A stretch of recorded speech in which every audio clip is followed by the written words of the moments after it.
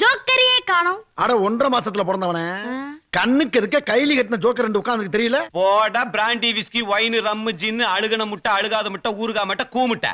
ஏய் மெல்ல கேப் விட்டு பேசியா, ஆஸ்மா வந்து தொலைய போகுது. வந்துட்டு போட்டேன். இந்த பாரு, நான் வந்து ஹார்ட் அட்டாக்ல 6 அடிச்சவன். ஆமா, ஐயாவுடைய சரித்திரம் தெரியுமா? ஐயனாருக்கே அருவா சப்பளை பண்ணவன். அது மட்டும் இல்லடி, பேருக்குள்ளே வேலை சொல்லி வச்சிருக்கேன். அம்புட்டு வேலை குத்தி குடலை ஒரு விட்டு போயிருவேன். அப்புறம் ரத்தம் கைக்கு தான் சாவணும். அம்மா, தடிக்கு விழுந்த இடத்துல 1 கோடி ரூபாய் கிடைச்ச மாதிரி இப்படி 1 கிலோமீட்டர் தூரத்தை கேட்கற மாதிரி சிரிச்சுக்கிட்டு உட்காந்துருக்கீங்களே. அங்க காமராசன் ஒருத்தன் காதலிய பறி கொடுத்துட்டு ஊமையா உட்கார்ந்துருக்கான்.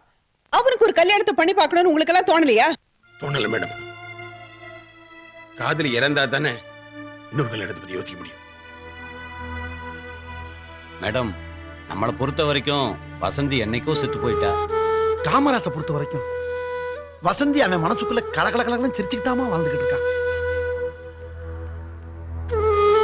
அம்மா, நம்ம மூச்சு நின்று போனாலும் நம்மளை பத்தின பேச்சு நின்று போகுமா?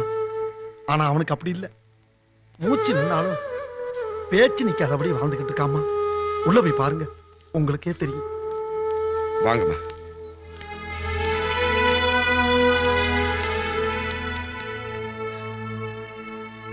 வசந்த் இறந்து போயிட்டான்னு யாருமா சொன்ன? இதோ உங்க கண்ணு முன்னாடியே இருக்கா. என்னோடதான் வாழ்ந்துட்டு இருக்கா. இதோ 30 வயசுல 2 பிள்ளைங்க, ஒரு பொண்ணு ஒரு ஆண். அங்க பாருங்க, 40 வயசுல நானும் வசந்தியும். ஒருவேளை நான் கோவப்பட்டா என் மக வந்து என்ன சமாதானப்படுத்துவா. என் பொண்டாட்டி கோவப்பட்டா என் புள்ள வந்து சமாதானப்படுத்துவான். அங்க பாத்தீங்களா, 50 வயசுல என் 2 பிள்ளைங்களுக்கு ஒரே மேடையில கல்யாணம் பண்ணி வைப்பேன். அப்புறம் பேரன் பேத்தி ரொம்ப சந்தோஷமா இருக்கும். அவ வெத்தல போட்டா என் நாக்கு சவுக்கம்மா.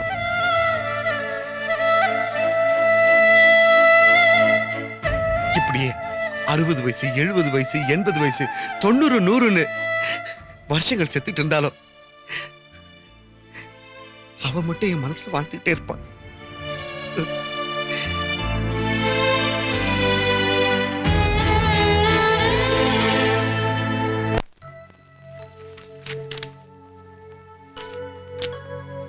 என்ன சார், எல்லா பேப்பர்ஸையும் பொறுமையா படிச்சீங்களா? எல்லாத்தையும் படிச்சு பார்த்துட்டேன். தாத்தா, இன்னைக்கு நான் கருப்பு கோட்டு போட்டிருக்கேன்னா அதுக்கு காரணம் உன் தாத்தா என் மேல காட்டின இறக்கம் தான். ஆனா நீ உன் தாத்தாவே மிஞ்சிட்ட. இறக்கத்துக்கு ஒரு எல்லை உண்டு, நீ அதை தாண்டுற. இல்ல சார், நான் இப்பவும் எனக்குன்னு போட்டு வச்சிருக்கிற வட்டத்துக்குள்ளதான் இருக்கேன். இல்ல லதா, இல்ல. எங்க இருந்தோ கொண்டு வந்த 3 அனாதை குழந்தைகளுக்கு மன்னிக்கணும் சார், அவங்கள அனாதேன்னு சொல்லாதீங்க. சரி, நான் அப்படி சொல்லல. அவங்கள ஆளாக்கி அவங்க கல்யாணம் வரைக்கும் ஒரு பிக்ஸட் டிபாசிட் மாதிரி போட்டு வச்சிருக்கியே, அதை வேணா ஒரு வாதத்துக்கு ஒத்துக்கிறேன். ஆனா என்ன ஆனா? காமராஜ் பேர்ல மொத்த சொத்தை எழுதி வச்சிருக்கியே, இத கனவுல கூட என்னால ஏத்துக்க முடியாது. உன்னை பத்தி ஒரு நிமிஷம் யோசிச்சு பாத்தியா? என்ன பத்தி நினைக்கிறதுக்கு காமராஜ் இருக்கா? எனக்கு ஒரு மகன் இருந்தா எப்படி இருக்கணும்னு நினைச்சனோ அப்படி அவன் வாழ்ந்து காட்டிக்கிட்டு இருக்கான். என் மனம் கஷ்டப்பட்டு நஷ்டப்படும் போதெல்லாம் என் ஆத்மாவுக்கு லாபமா தான் தெரியறான். சார், எனக்கு பின்னாடி இந்த ஃபேக்டரிகளும் தர்ம காரியங்களும் தொலைஞ்சு போக கூடாது. அது வம்ச வம்சமா தொடரணும்னா நான் அதை காமராஜ் கிட்ட தான் ஒப்படைக்கணும்.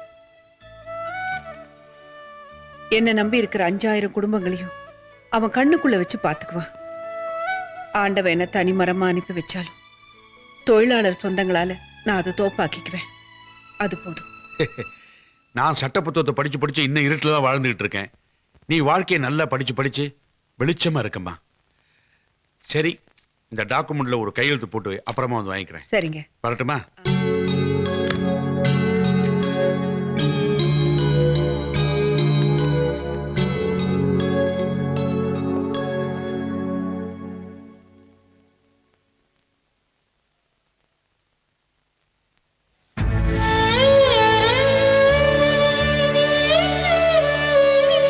காமராஜ் பேர்ல மொத்த சொத்தை எழுதி வச்சிருக்கியே, இத கனவுல கூட என்னால ஏத்துக்க முடியாது. உன்னை பத்தி ஒரு நிமிஷம் யோசிச்சு பாத்தியா?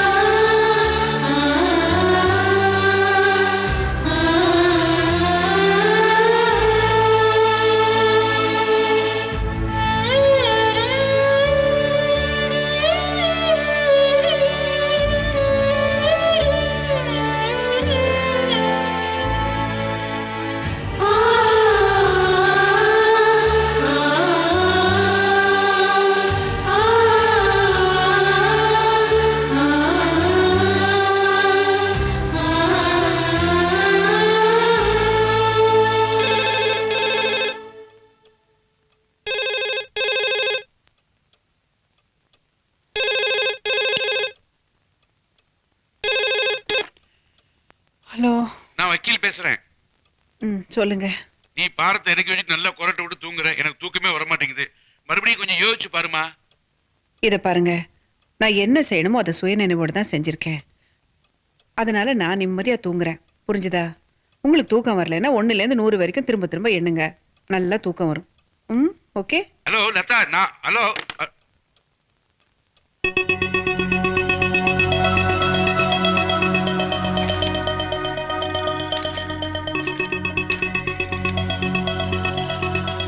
இனிய அம்மாவுக்கு மகன் காமராஜ் கண்ணீரால் எழுதுவது. நீங்கள் வக்கீலோடு பேசியதை கேட்டபோது ஒரு பக்கம் ஆனந்தமாக இருந்தாலும் இன்னொரு பக்கம் அதிர்ச்சியாகவும் இருந்தது. நீங்கள் மகன் என்ற போது நட்சத்திர மழை பொழிந்தது போல் ஆனந்தமாகவும், சொத்தை என் பெயருக்கு எழுதிய போது பூமியை காலை விட்டு நழுவியது போல் அதிர்ச்சி அடைந்தேன். நீங்கள் இருக்க வேண்டிய இடத்தில் என்னை வைத்து பார்ப்பது கற்பனையிலும் நினைத்து பார்க்க முடியாத ஒன்று. கடமையை செய், பலனை எதிர்பாராதே. இதுவே என் தாய் மௌன பாஷைகளில் கருவறையில் எனக்கு கற்றுத்தந்த வேதம். நான் உயிரை இழந்தாலும் உணர்வை இழந்தாலும் என் தாய் ஆசை அழகு பார்த்த கனவுகளை இழக்க முடியாது. அன்பால் நெருங்கி இருந்த நான் இந்த உயிரால் தூரத்துக்கு போய்விட்டேன். நான் தனியாக செல்லவில்லை, உங்கள் நினைவுகளின் கூட்டணிகளோடு செல்கிறேன். இதை நேரில் சொல்லும் தைரியம் எனக்கில்லை, விட்டு பிரியும் மனமும் உங்களுக்கில்லை.